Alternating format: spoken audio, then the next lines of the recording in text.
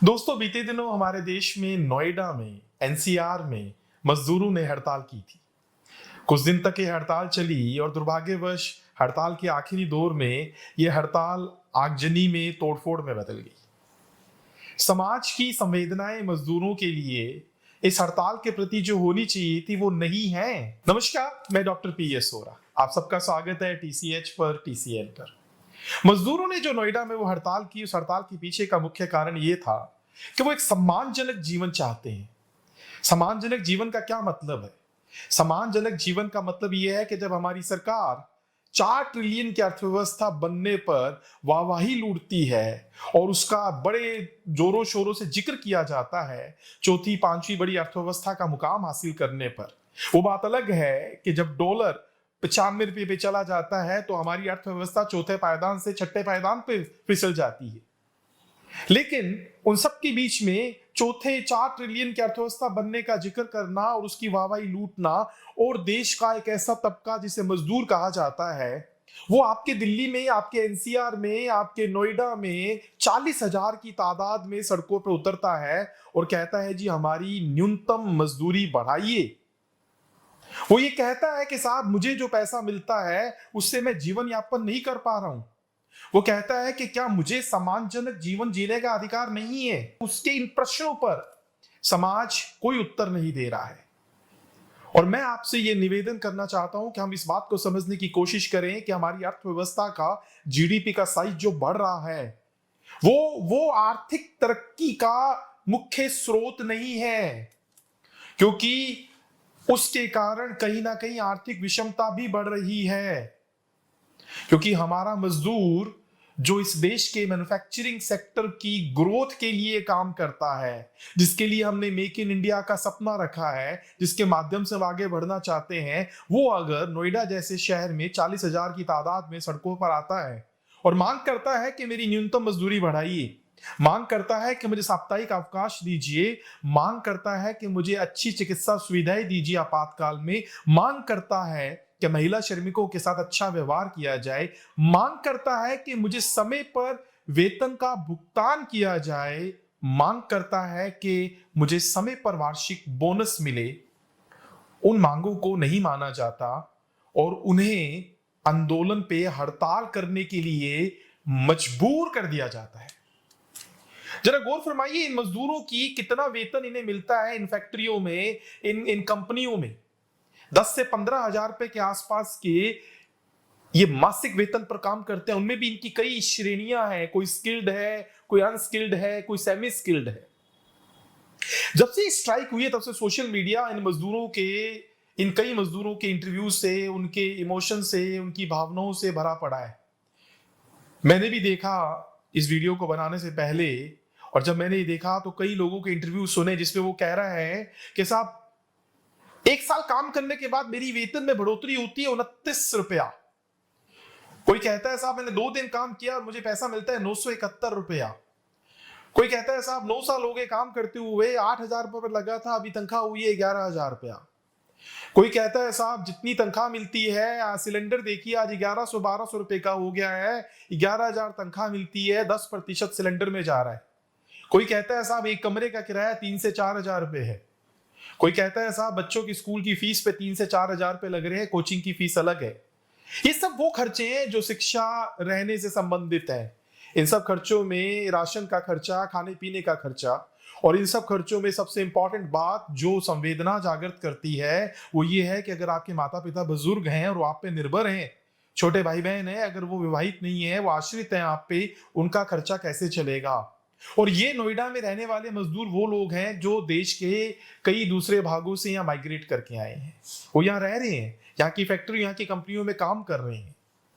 इन मजदूरों से बात करने के बाद इनके दर्द को जब आप समझने की कोशिश करेंगे तो ये महसूस करेंगे कि आर्थिक असमानता, आर्थिक विषमता इस देश के लिए आज के दौर में सबसे बड़ी प्रॉब्लम बन गई है। और ये भी एक बहुत अनफॉर्चुनेट है कि आर्थिक नीतियों में जीडीपी का कद जैसे जैसे बढ़ता है उसके लिए वाहवाही लूटने की कोशिश की जाती है। ये भी बड़ी अजीब सी बात है, विडंबना है कि आप जब कद बढ़ रहा है तो वाहवाही भी लेते हैं, साथ में कहते हैं कि विकसित भारत 2047 में होगा, क्योंकि प्रति व्यक्ति आय बहुत कम है। आंकड़े ये भी कहते हैं कि बजट में 80 करोड़ लोगों को आप मुफ्त में खाद्यान्न दे रहे हैं। आंकड़े ये भी कहते हैं कि आप ही के देश की राजधानी के पास में नोएडा में 40,000 मजदूर सड़कों पे उतरते हैं और बाद में उन्हीं उन पर तोड़फोड़ आगजनी के मुकदमे होते हैं, कई मजदूर गायब हैं। मजदूर ये कहते हैं कि हमने इन दर्द को कैसे जी रहे हैं। वो कहते हैं कि हमारी इन कंपनियों के मुनाफों में आसमानी वृद्धि हो रही है, हमारे मालिकों का जीवन स्तर डे बाय डे लग्जरी होता जा रहा है, वो अमीर होते जा रहे हैं, तो हमारी न्यूनतम मजदूरी को बढ़ाने के लिए हम प्रश्न क्यों ना करें, जब सरकार खुद ये कहती है कि महंगाई पर नियंत्रण अब उसके हाथ में नहीं है क्योंकि वैश्विक उठापटक चल रही है। एक गैस का सिलेंडर अगर महंगा हो रहा है तो घर की किचन में वो क्या यूज करेगा, और ब्लैक में वो कितने रुपए का मिल रहा है वो बात तो अलग ही है। इन सब के बीच में एक बहुत हैरत अंगेज करने वाला आंकड़ा ये भी है कि बीते कई वर्षों से इन कंपनियों में, इन फैक्ट्रियों में, जिसे हम एमएसएमई भी कहते हैं, जो हमारे देश की रोजगार में बैकबोन है, इन फैक्ट्रियों में, इन कारखानों में, इन कंपनियों में, कंपनियों के मालिकों के द्वारा मजदूरों की भर्ती के लिए जो प्लेटफॉर्म यूज किया जाता है वो है कॉन्ट्रैक्टर के माध्यम से, ठेकेदारों के माध्यम से।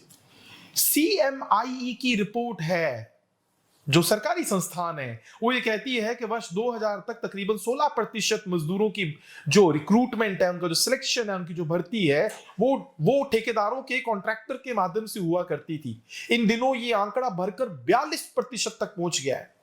यानी इन कंपनियों में, फैक्ट्रियों में, कारखानों में जो मजदूर है वो लोकल कॉन्ट्रैक्टर्स के माध्यम से अपॉइंट होते हैं, और उसके कारण इन मजदूरों के, कंपनियों के, कारखानों के, फैक्ट्रियों के मालिकों के साथ कोई भी अनुबंध नहीं होता है, कोई लिखित अनुबंध नहीं होता है, कोई टर्म्स एंड कंडीशन क्लियर नहीं होती हैं, और उसी कारण ये अपने वेतन में बढ़ोतरी के लिए मालिक के साथ बात नहीं कर पाते।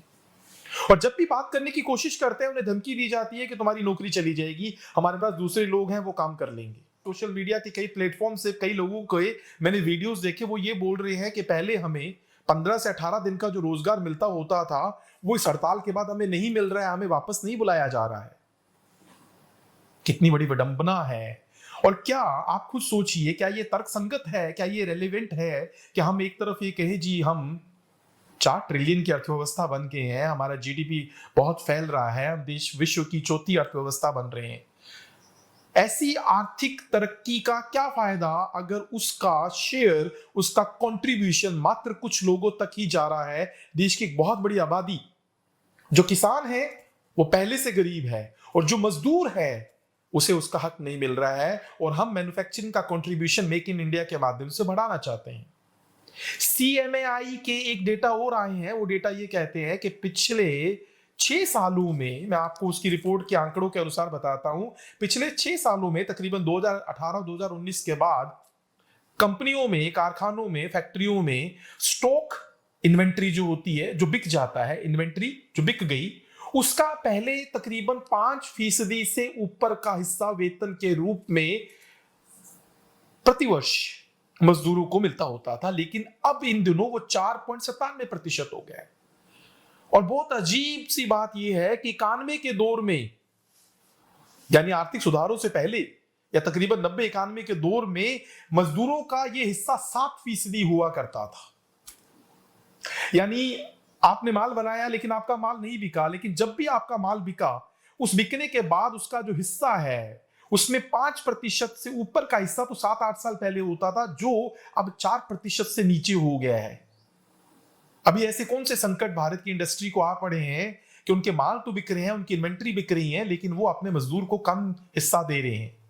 यही सरकारी संस्थान जिसकी मैं बात कर रहा हूं, सीएमएआई, राइट, ये एक रिपोर्ट में बताती है कि बीते एक दशक में भारतीय कंपनियों के कर चुकाने के बाद जो लाभ हैं वो 149%, 149% बढ़े हैं, लेकिन मजदूरों का वेतन में बढ़ोतरी 50% के आसपास हुई है। ये बहुत सरप्राइजिंग फैक्ट्स हैं, और ये ऐसे फैक्ट्स हैं जो दर्द देते हैं। और शायद दर्द का सबसे बड़ा कारण ये है कि हमारे मुल्क में अमीर के पास अमीर होने के अधिकार बढ़ते जा रहे हैं, और गरीब को अपना न्यूनतम वेतन की बढ़ोतरी लेने के लिए सड़कों पे उतरना पड़ रहा है। एक बात और बड़ी सरप्राइजिंग आई है, एक रिपोर्ट ये कहती है कि निर्माण क्षेत्र के अंतर्गत, मैन्युफैक्चरिंग सेक्टर के अंतर्गत जैसे जैसे उम्र बढ़ती है वैसे वैसे वेतन कम होता चला जाता है compare to all other sectors. यानी 15 साल का युवा अगर एक कंपनी में 18 साल का युवा एक कंपनी में काम करता है और वो मैन्युफैक्चरिंग में है, तो 18 से 25 तक मजदूर को मैन्युफैक्चरिंग सेक्टर में सैलरी अच्छी मिलती है, लेकिन 25 से लेकर 45 तक उसकी जो सैलरी है उसमें कंपैरेटिवली दूसरे सभी सेक्टर्स की तुलना में उसका वेतन 20% से लेकर 30% तक कम होता चला जाता है। अब यही वो एज होती है 25 साल से लेकर 45 साल तक, जब आदमियों पे जिम्मेदारियों का बोझ आता है। उस बोझ को कोई आदमी कैसे ढोएगा, कैसे उसके लिए अपने अपने एफर्ट्स करेगा जब आपके तनख्वाह, आपका वेतन कम होने लग जाए। अब इससे कैसे निपटा जाएगा? सरकार ने अपने सकारात्मक रुख रखने की कोशिश की है। उत्तर प्रदेश सरकार ने वेतन बढ़ोतरी की है, केंद्र सरकार भी नए एक्ट लेके आ रही है। और इससे पहले मानेसर में, जो नोएडा से जस्ट बिल्कुल सटा हुआ है, गुड़गांव का एरिया, मानेसर हरियाणा में आता है, वहां पे भी स्ट्राइक हुई थी। हरियाणा सरकार ने उसके बाद वेतन में बढ़ोतरी की, लेकिन ये सब जीरो के बराबर है। इस सब की जरूरत आंदोलन के बाद क्यों पड़ रही है? आंदोलन से पहले आपने इन चीजों के लिए क्यों अपने रुख को क्लियर नहीं किया? और दूसरी बात, एक लंबे अरसे से भारत की अर्थव्यवस्था में देखा जा रहा है कि बैंकिंग क्षेत्र जो है अब निवेश के लिए आकर्षक रहा ही नहीं है। ब्याज की दरें कम कर दी गई हैं। आम आदमी तो स्टॉक मार्केट में जा नहीं सकता, आम आदमी तो चीजें खरीदेगा ही खरीदेगा। तो अगर उसके वेतन में बढ़ोतरी होती है तो कहीं ना कहीं वो वापस लौट के आपके पास ही आना है अर्थव्यवस्था में, क्रय क्षमता के माध्यम से। तो क्यों नहीं कंपनियां वेतन में बढ़ोतरी करती हैं? और एक बात और जो भारत के संदर्भ में है, भारत के औद्योगिक समाज के संदर्भ में है, भारत का औद्योगिक समाज कॉस्ट कंट्रोल को बहुत वैल्यू करता है। और कॉस्ट कंट्रोल में लागत को नियंत्रण करने के लिए जब भी भारत के औद्योगिक समाज को कैंची चलानी होती है तो पहली कैंची चलाते हैं कर्मचारियों के वेतन पर, क्योंकि उन्हें लगता है मटेरियल की कॉस्ट और ओवरहेड की कॉस्ट पे तो उनका कोई नियंत्रण नहीं है, क्योंकि वो महंगाई के कारण महंगे होने ही हैं। उन्हें लगता है कि कर्मचारियों को और मजदूरों को जो वेतन देना है उस पे कटिंग कर दी जाए। कोविड में हमने ये देखा था, सारी की सारी इंडस्ट्री ने, किसी भी सेगमेंट की चाहे वो इंडस्ट्री हो, उसने कॉस्ट कंट्रोल में सैलरी कट को एक हथियार के रूप में यूज किया था। ये कब तक चलेगा? और मजदूरों के साथ इतना शोषण क्यों? 10 से 15 हजार रुपए में कैसे कोई अपना परिवार पालेगा? और इसमें सुझाव के रूप में मुझे ऐसा लगता है कि शायद अब वो समय आ गया है, भारत की आर्थिक नीतियों को बहुत दूरदर्शी होना पड़ेगा और उन्हें चीन के मॉडल को यूज करना पड़ेगा। वो भी हमारे जैसे बहुत बड़ी भयंकर आबादी वाला मुल्क है। हम जापानीज एग्जाम्पल नहीं ले सकते क्योंकि छोटी आबादी का मुल्क है। हमें चाइना के एग्जाम्पल को लेना पड़ेगा। वहां पे वहां के एमएसएमई को सरकार के द्वारा प्रमोट किया जाता है कि वो अपनी 100% कैपेसिटी पे काम करें। जब अपनी 100% कैपेसिटी पे काम करते हैं तो आपकी लागत कम हो जाती है। शायद भारत अभी इस पे कदम इसलिए नहीं उठा पा रहा कि उसे लगता है कि वो जब इतना प्रोडक्शन हो जाएगा तो माल कहां बिकेगा। उसे लगता है कि अब उसके माल का एक्सपोर्ट नहीं हो पाएगा। अगर भारत अपनी एमएसएमई को प्रमोट करे, क्वालिटी के साथ 100% कैपेसिटी पे काम करने के लिए अच्छी आर्थिक नीतियां लेके आए, इंसेंटिव्स लेके आए, उत्पादन बढ़ेगा तो उनकी सेल भी बढ़ेगी। उस सेल में से फाइनली कहीं ना कहीं मजदूर को भी उसकी वेतन में बढ़ोतरी मिलेगी।